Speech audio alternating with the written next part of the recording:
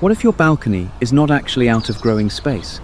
What if you have simply been measuring the wrong part of it? 3 large pots can make a small balcony feel finished, especially when one tomato starts leaning toward the door, and a cucumber vine decides the walkway belongs to it.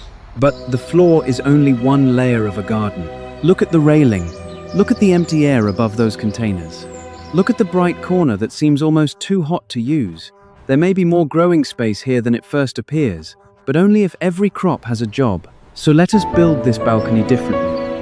Not by squeezing in the greatest possible number of pots, and not by pretending 18 vegetables can all be harvested in one impossible basket on the same morning. The goal is to use height, railings, larger anchor containers, and those small, sunny gaps that usually go to waste. Some crops will climb, some will stay compact. Some will earn a larger container because they can keep giving you harvest opportunities through the summer. And later, when the hottest part of the season begins, we are going to deal with the problem that can make a beautiful green balcony suddenly drop flowers instead of holding fruit. Start with the corner most gardeners worry about first, the brightest, hottest vertical corner. This is where okra can make a lot of sense. Okra is a warm season crop, and on a small balcony, its upright growth habit is especially useful. Instead of spreading across the floor, the plant rises. That does not mean you can ignore water just because okra likes heat. Container roots still live in a limited volume of mix, and a hot pot can dry much faster than the same plant growing in the ground. But if you give okra a container with good drainage, steady moisture, and strong sun, that awkward corner can become productive vertical space. Before you even plant it, think about the geometry of that corner. Okra does not need to be hidden behind a wall of other crops. Give the main stem room to receive light and leave enough access that you can reach the pods without pushing through tomato branches. Many okra varieties become taller than a seated person, so a compact or dwarf selection is often easier on a balcony with an overhead ceiling or limited vertical clearance. Read the mature height on the seed packet. That one detail can save you from growing a beautiful plant straight into the balcony above. When the plant is young, do not be fooled by its slow start. Warm soil and steady summer weather usually matter more than forcing growth with extra feeding. Once okra begins moving, the stem can thicken quickly, and the leaves can become surprisingly broad. Rotate the container only if the plant is leaning strongly toward light, and do it gradually, rather than constantly changing the plant's orientation. The objective is simple. One strong, upright crop occupying a column of space that would otherwise do very little. There is another reason I like okra in this kind of layout. The harvest itself encourages you to keep checking the balcony. Tender pods are best picked before they become large and tough, so the plant creates a rhythm. You notice one pod today, another soon after, and you begin to understand that a productive balcony is not about one dramatic harvest day. It is about small harvest moments, repeating. And because okra grows upward, it leaves the lower visual layer of the balcony much more open than a sprawling squash would. Now move to a position that deserves a serious container. This is where a patio or compact eggplant can become an anchor crop. Eggplant has a very different shape from okra. We ensure the broad eggplant leaves are positioned leaves, carefully so they do not shade the the smaller plant at crops mature behind size, them, maximizing sunlight for all transplant you bring plants. home. Give it a place where its leaves will not immediately shade every smaller crop behind it. A 5-gallon class container is a common practical minimum for one compact eggplant, and larger can make moisture management easier in hot weather. The important thing is not to crowd several large fruiting plants into one undersized pot and then wonder why everything struggles later. A compact eggplant also teaches another balcony lesson. Fruit quality is easier to judge when the plant is close to you. Do not wait for the fruit to become dull, seedy, and oversized just because the picture on a seed catalog looked enormous. Harvest timing depends on variety, but glossy skin and firm flesh are common signs to watch. Use clean pruners or scissors rather than twisting a heavy fruit against the branch. Eggplant stems can be tougher and more brittle than they look. As the plant carries fruit, watch the balance of the canopy. A branch holding 2 developing eggplants can lean over the edge of the container. A simple stake placed early is easier than trying to rescue a loaded branch later. Tie loosely with soft material. The tie should guide the stem, not squeeze it. This is a tiny detail, but it is exactly the kind of detail that keeps an organized balcony from turning into emergency repairs every weekend. Eggplant also gives you one of the most satisfying balcony harvests. The flowers appear, a small fruit begins to swell, and over time, that fruit becomes glossy and firm. When you cut it from the plant, you can see exactly why this container earned its space. But keep one thing in mind. Fruiting plants do not want to live through repeated cycles of bone-dry mix, followed by a heavy flood. Consistency matters. On a balcony, the container can heat from the side as well as the top, especially near reflective walls or railings. So pay attention to the root zone, not just the leaves. The third anchor is cherry tomato. But I do not want a tomato plant that simply becomes a green cloud. Give it a direction. Use a cage, a sturdy stake, or a trellis that is secured well enough for the balcony conditions. If the variety is indeterminate, expect continued vine growth and plan for that from the beginning. If it is determinate or patio type, the plant may stay more compact, but it still benefits from support once fruit weight builds. The important question is simple. Where will this plant grow 3 weeks from now? If the answer is across the door, across the railing, and into the cucumber, the support system is not doing its job. Cherry tomatoes are useful because ripening does not have to happen all at once. A few fruits color first. Then, another cluster follows. You can pick what is ready and leave the rest. That fits the idea of overlapping harvests perfectly. But 3 productive pots can still make the floor look full. Good. Now, stop looking at the floor. The railing is not just the edge of the balcony. It can become the next growing layer, and cucumber is one of the clearest examples. Choose a cucumber suited to container culture and your climate. Then guide the vine upward early. A trellis placed close to the container gives the tendrils somewhere to go before the vine crosses the walkway or tangles into the tomato. This early training matters because trying to untangle several feet of vine later is much harder than redirecting a young shoot today. Cucumbers need regular moisture, especially once they are growing quickly and carrying fruit. Letting the container dry hard, then soaking it, then letting it dry hard again creates unnecessary stress. Check the mix with your finger or by learning the weight of the container. Water the root zone thoroughly enough that the mix is evenly moistened and excess can drain. During very hot weather, a container may need attention every day, and a smaller pot can need more than one check. The schedule should follow the weather and the plant, not a rigid calendar taped to the wall. Container choice matters here because cucumbers build a fast, shallow to moderate root system that has to support a lot of leaf area. A container in the 5-gallon range is a common starting point for one compact vine. While vigorous varieties may benefit from more root volume, do not treat that number as magic. Variety, climate, pot material, and irrigation all change how quickly the mix dries. The useful rule is to give one vigorous vine enough space that you can keep the moisture reasonably steady. Pollination can also become part of the story, especially on a high balcony with few visiting insects. Many cucumbers produce separate male and female flowers. The female flower has a tiny, immature fruit behind the bloom. If you repeatedly see small fruits yellowing and stopping, check whether pollination may be weak. When necessary, you can transfer pollen from a fresh male flower to a female flower with a small brush. But first, know your variety, because some modern cucumber cultivars can set fruit without pollination. The seed packet or variety description matters. Then comes one of my favorite balcony moments. The vine has covered part of the trellis. You move a leaf, and a cucumber is hiding behind it.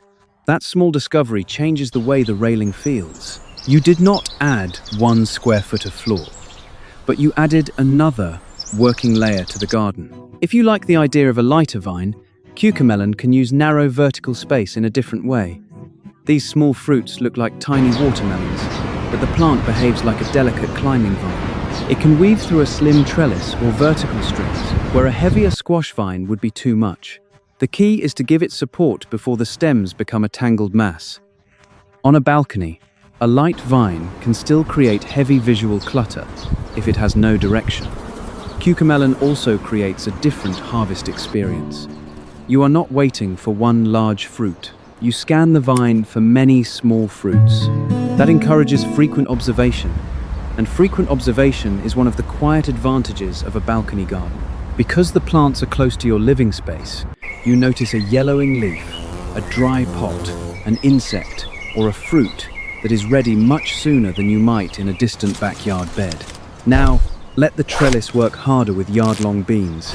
These beans can climb rapidly in warm weather, and the long pods make the harvest easy to spot. Give the vines something tall enough to climb and guide new growth before it wraps around neighboring plants. The pods are usually harvested while still young and tender, which means you are checking the vines often. Miss them for too long, and the pods can become more fibrous. Pick regularly, and the plant keeps giving you a reason to return. This is also where vertical growing proves its value. A bush bean uses lower space. A yard-long bean uses height. Those two crops can serve very different jobs even though both give you edible pods. That distinction will matter later when we fill the lower layer. One more vine deserves a place in this discussion. Compact or more manageable bitter melon. Bitter melon loves warm weather, but the vine can become aggressive if you let it wander without support. Train it to a clear trellis zone. Do not place it where every new shoot can climb into the tomato cage, twist around the cucumber, and create one giant knot above the balcony. A vine needs a direction, just as much as a large container needs a job. The fruits are also easy to miss when leaves are dense. Watch their development and harvest according to how you plan to use them. The point is not to let every fruit become as large as possible. The point is to harvest at the stage you prefer and keep the vine manageable. By now, the railing is no longer empty, but those vines create another problem: shadows. Small, sunny pockets appear between the larger containers and the trellis. Those spaces need crops that do not demand the whole balcony. When several vines share one balcony, label the base of each plant. This sounds almost too simple to mention, but after 2 weeks of rapid growth, cucumber, bean, and bitter melon stems can cross the same trellis. A small weather-resistant tag makes pruning, training, and troubleshooting much easier. You do not want to cut a cucumber side shoot while thinking it belongs to bitter melon. Also, check the trellis itself after windy days. A balcony can funnel wind between buildings. A support that feels stable at ground level in a backyard may behave differently several stories up. Fasten the structure to a solid point approved for the space. Keep heavy fruit close to the main support, and never let a trellis become a loose sail. The garden should be productive, but it should also be safe. Hot peppers are excellent candidates for these bright gaps. A pepper plant can stay much narrower than a zucchini or large tomato, and it can fit where a bulky crop would block movement. Put it in a container large enough to support the root system, then give it steady sun and moisture. Peppers tolerate warmth, but extreme heat can still interfere with flower retention and fruit set.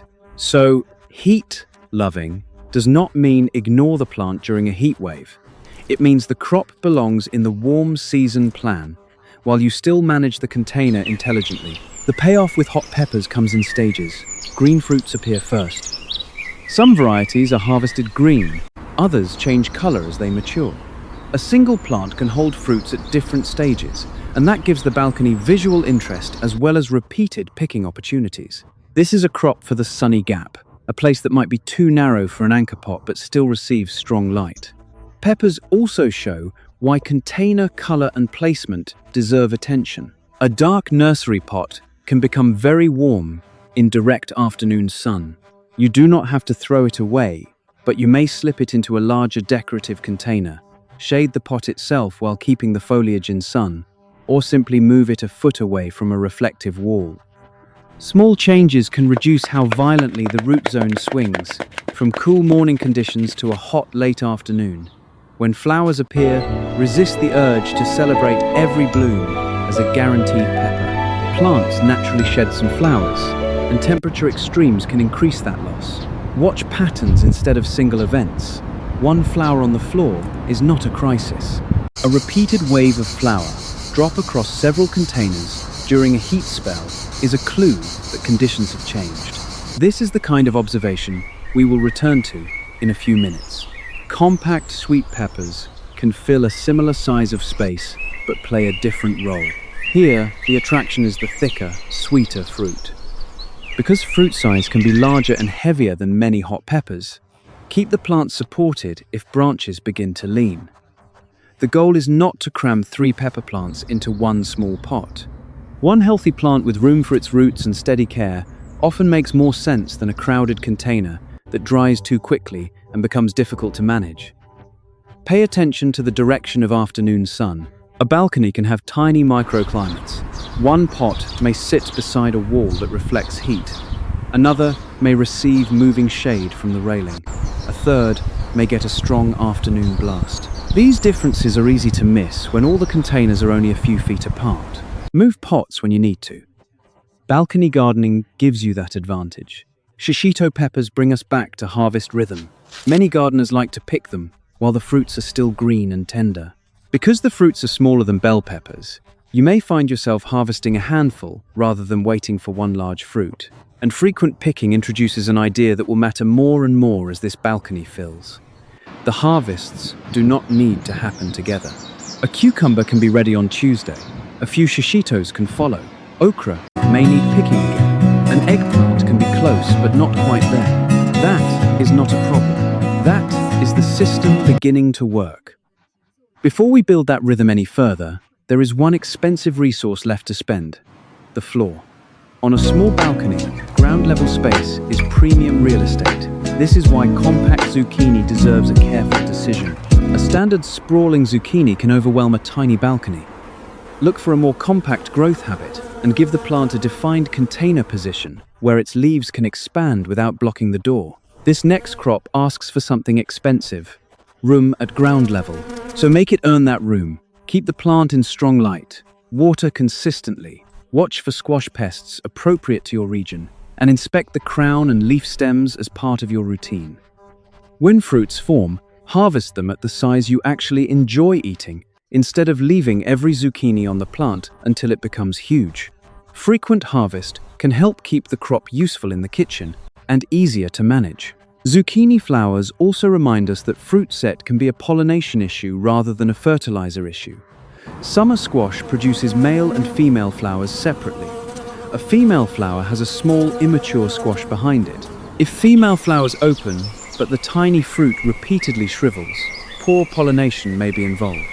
On a balcony with limited bee activity, hand pollination can be a useful tool. Use a fresh male flower or a small brush to move pollen to the center of the female flower, ideally when blooms are newly open. Do not do this blindly to every blossom. First observe.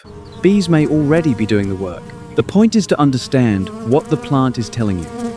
Good balcony gardening is often less about adding inputs and more about noticing which part of the process is actually failing. The visual payoff is simple. A broad plant occupies the floor, but it has a clear boundary. The walkway is still open. The vine crops are above. The peppers are using smaller, sunny gaps. The zucchini is not taking over. It has been given a specific job in a specific place. Patty pan squash offers a slightly different squash experience. The fruits have a distinctive shape and are often harvested young for tender texture. Like zucchini, the plant needs real room and a practical container. It is not a crop for a tiny railing box, but on a balcony where you have one more floor position, a compact summer squash can diversify the harvest. The most important lesson from these squash plants is planning at mature size. A transplant with 4 leaves can trick you. It looks small, so you place another pot 6 inches away. Then the plant expands, and suddenly both crops are fighting for light and airflow. Before you place any large crop, imagine the leaves at full width. Ask where you will stand to water it. Ask how you will reach the fruit. Ask whether the door still opens. These questions sound simple, but they prevent a lot of mid-season frustration. Now, the floor has a purpose. The railing has a purpose. The vertical corners have a purpose. And that is exactly when the whole system becomes vulnerable. because more productive plants now depend on relatively small volumes of potting mix staying stable through summer. Before we get to that problem, let us fill the lower layer with crops that behave differently from the vines. Bush beans can produce pods without climbing several feet upward. They are useful where you want a shorter crop and where a tall trellis would create too much shade. Use a container that allows several plants enough root space according to the variety and spacing guidance, and keep the planting from becoming a dense, wet mass. The pods are the reason to check regularly. Young beans can go from small to ready surprisingly fast in warm weather. Pick at the stage you prefer, and do not forget to look beneath the leaves. A plant that appears to have nothing from above may be holding a cluster of pods lower down. Cowpeas bring a different warm season character. In many hot summer areas, they handle heat well compared with cool season legumes. Depending on the type, you may grow them for tender pods, fresh peas, or mature dry peas. On a small balcony, decide what harvest you actually want before planting. A crop grown for fresh pods creates a different picking schedule from one grown to maturity for dry seed. This is a good example of why high yield should not mean one thing. For one gardener, high value means frequent fresh pods for dinner. For another, it means allowing pods to mature and harvesting dry peas later. The balcony is limited, so the purpose of the crop matters. Give the container a job. Edamame changes the rhythm again. Unlike a pepper plant that may give you fruits over a longer period, edamame is often harvested in a more concentrated window when the pods are full and green. That makes it useful in a mixed balcony system, because not every crop is competing to be harvested the same way. Some give a little at a time, some give a clearer batch. With bush beans, spacing still matters even though the plants are compact. A dense pot can stay humid around the lower leaves and become difficult to inspect. Give each plant enough room according to the variety, and water at the mix, rather than repeatedly wetting all the foliage. If leaves touch the balcony floor, remove badly damaged material and keep the area clean. On a small balcony, fallen leaves and overripe pods accumulate close to every other crop. Cowpeas can be especially useful when the weather is simply too warm for cool season peas. But again, variety matters. Some stay bushier, others run and climb. Do not buy seed labeled cowpea and assume every plant will behave the same way. Check the growth habit. A running type may belong near a trellis, while a bush type can stay in the lower layer. Edamame needs similar honesty about timing. Sow enough plants for a useful harvest, but do not overcrowd one container just to increase plant count. The pods are usually picked when they are plump and still green, before the beans fully harden.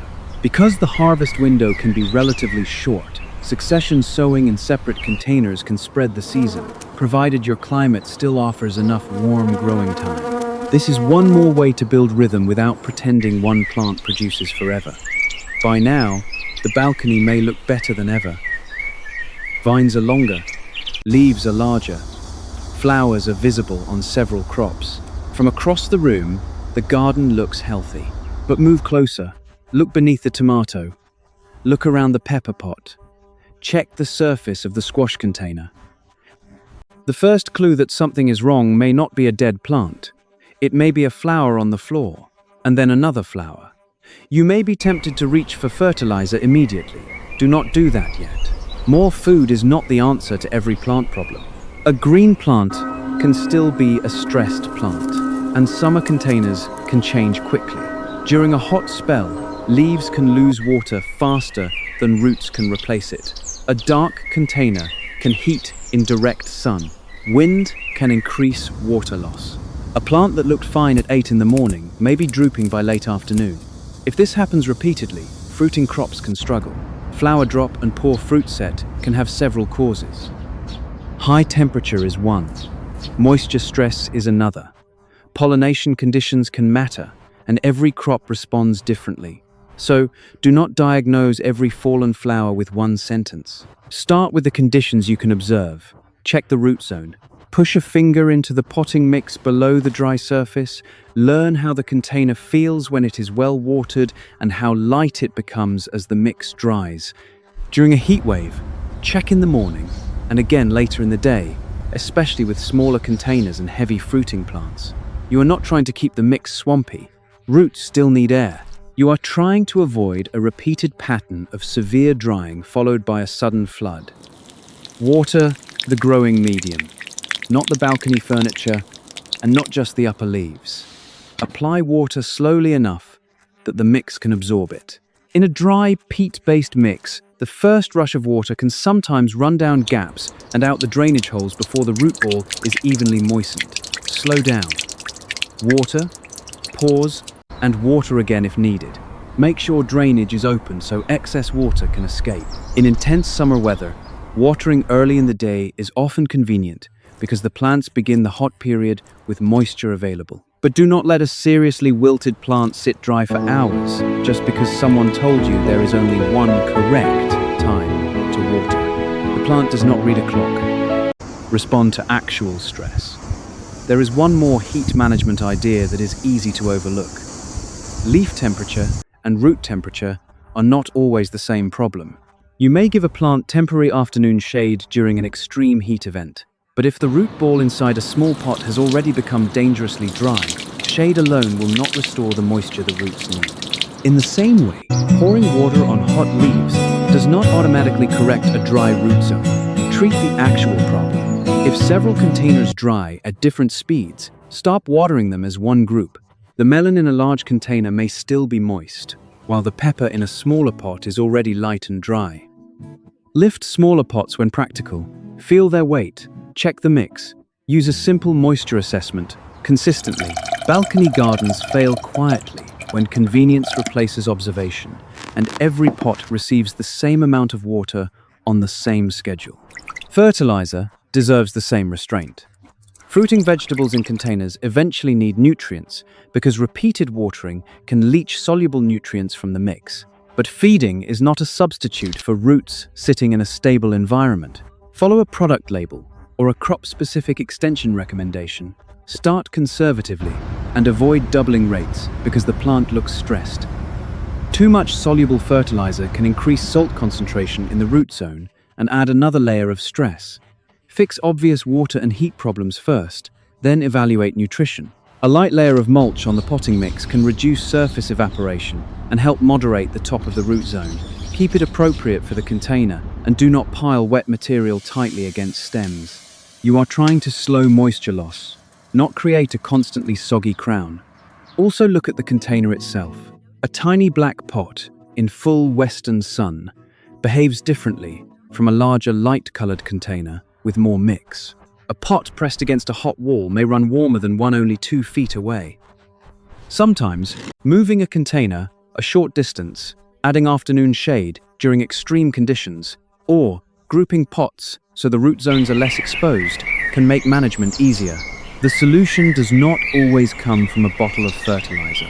And this is the important shift. Once you start watching the root zone, instead of only admiring the leaves, the next crops make more sense. The balcony is not finished. 3 very different types of space are still hiding inside it. The first is the low, slightly overlooked layer near the base of larger containers. Ground cherry can create a fun hidden harvest here. The plant is not a vine that climbs the railing. It tends to spread outward and produce small husked fruits that drop when ripe, depending on the species and variety. Give it enough room so it is not buried under a squash leaf, and keep the container accessible because part of the enjoyment is checking for ripe fruits. Ground cherries do not need to be sold as a massive yield miracle crop. Their value on this balcony is different. They create discovery. You look down and find a ripe fruit in its papery husk. It is a small payoff from a layer that could have been ignored. The next remaining space is another trellis zone, but now we are looking at it differently because we understand the heat problem. Armenian cucumber is a useful summer climber in hot regions. Botanically, it is a type of melon, though it is commonly eaten like a cucumber. The vines can be trained upward, and the long fruits are easier to monitor when they are not buried in a tangle across the floor. Do not make the mistake of thinking a heat-tolerant vine no longer needs water management. A trellised plant can have a lot of leaf area exposed to sun and wind. Keep checking the root zone. Harvest fruits at the size and tenderness you prefer. If you let every fruit become oversized, the kitchen may not get the texture you wanted, and the plant may spend more energy on mature fruit. The final job is a high-value summer fruiting crop that makes the trellis feel worth looking at from across the room. A dwarf or compact cantaloupe can do that, provided you choose a variety suitable for container culture and give it enough root volume, sun, and support. Melons are not the easiest crop on this list, and that is exactly why I saved them for the end. The vine needs training. Flowers need successful pollination. The plant needs consistent moisture, but waterlogged roots are still a problem. If fruit develops on a vertical trellis, larger melons may need a sling or support so their weight does not strain the vine. Use a breathable material and secure the support to the trellis, not by tying tightly around the fruit. This is the crop that reminds us that small space gardening is not about choosing only easy plants. It is about choosing plants whose growth habit you can manage. A compact melon vine with a clear trellis can be more practical than a supposedly easy, sprawling crop that takes over the floor. Melon flowers add another reason to welcome pollinators. Male flowers often appear before female flowers, so an early flush of blooms may not produce fruit. That is normal. When female flowers appear, reliable pollination becomes important. On a balcony with little insect activity, hand pollination can help. Move pollen from a fresh male flower to the female flower when both are open. Then leave the tiny developing fruit attached and watch whether it begins to enlarge. Once a melon sets, do not suddenly change every part of the care routine. Maintain steady moisture, continue appropriate feeding, and keep the vine supported. As harvest approaches, use the variety's ripeness indicators rather than guessing from color alone. Aroma, rind color, stem slip, and netting can vary by melon type. A dwarf cantaloupe still deserves the same careful harvest judgment as a full-size garden melon. Now all 18 crops are here. But harvesting all 18 at once would actually miss the entire point. The real harvest is a rhythm. One morning, the cucumber behind the trellis is ready. The next day, 2 peppers have changed color. The okra needs checking again because a tender pod will not wait forever. A few yard-long beans are hanging straight and long. The eggplant is glossy and firm, but the cantaloupe still needs time. The bush beans give you a handful. The ground cherry adds one small surprise. The edamame is still filling pods for a more concentrated harvest later. That is what a useful balcony can feel like. Not a fantasy basket with 18 perfect crops on one Saturday. A sequence of small harvest opportunities that overlap. Overlapping harvests can also be designed before you plant. Put crops with different growth speeds and harvest habits together in the season plan. Fast pod crops can begin contributing while a melon is still building vines. Peppers can continue coloring while an edamame container approaches its single main harvest. Cherry tomatoes can ripen in clusters, while ground cherries drop one by one. You are creating a calendar made of biology rather than a calendar made of exact dates. That distinction matters because weather can shift everything. A heat wave can slow fruit set. A cloudy period can delay ripening. A pest problem can reduce one crop. If your entire balcony depends on 6 identical tomato plants reaching peak harvest at the same time, one problem affects everything. Diversity spreads the risk and makes the garden more interesting to inspect. Keep simple notes.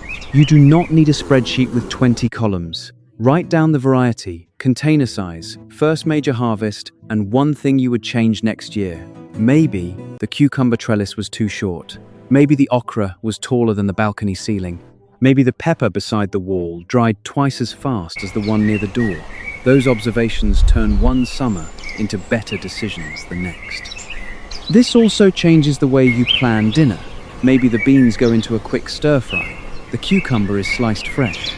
A few peppers are added to eggs or grilled. Eggplant becomes the center of a meal. Okra is cooked the way your family likes it. The harvest is not huge every day, but the balcony keeps participating in the kitchen. And there is another benefit. When crops have different harvest rhythms, you notice the garden more often. You step outside to pick beans and discover that a pepper pot is drying faster than the others. You check okra and notice aphids beginning on a tender shoot. You move a cucumber leaf and find a fruit that should be picked. The harvest routine becomes an inspection routine. That is much more valuable than waiting 2 weeks between garden visits and hoping everything is fine. Look back at the balcony we started with. The floor looked full after only a few containers. The biggest change is not that the balcony became larger. It did not. The change is that the railing became productive. The vertical corners received crops that grow upward, the large containers received anchor plants, and the small sunny gaps stopped being wasted. There are still limits. A balcony with 4 hours of weak light is not the same as one with 8 hours of direct sun. Building rules, weight limits, wind exposure, and drainage matter. Never hang heavy containers outside a railing where they could fall. Secure trellises, protect neighbors below from runoff. Check how much loaded containers weigh when the mix is wet. Small space gardening works best when productivity is matched with safety. But once those practical limits are respected, the design principle is simple. Grow upward before you spread outward. Give every large container a job. Plan for mature plant size, not transplant size. Use the railing carefully as a growing layer. Keep vines moving in a direction. And when summer heat becomes intense, pay attention to what is happening inside the container, especially around the roots. Do not chase one impossible harvest. Build overlapping harvests. Let okra become ready while peppers are coloring. Let beans come in while the eggplant is still sizing up. Let the cucumber finish before the next melon is ready. Different crops can take turns. A productive small balcony is not built by squeezing in the greatest possible number of pots. It is built by giving every important space a job, giving every large plant a direction, and paying attention when summer weather changes the conditions inside the container. The floor was only one layer of the garden. Once you see the railing, the vertical space, the hot corners, and the small sunny gaps as working parts of the same system, a tiny balcony starts to look very different. And the next time 3 large pots make your balcony feel full, take one step back before you say you are out of room. Look up.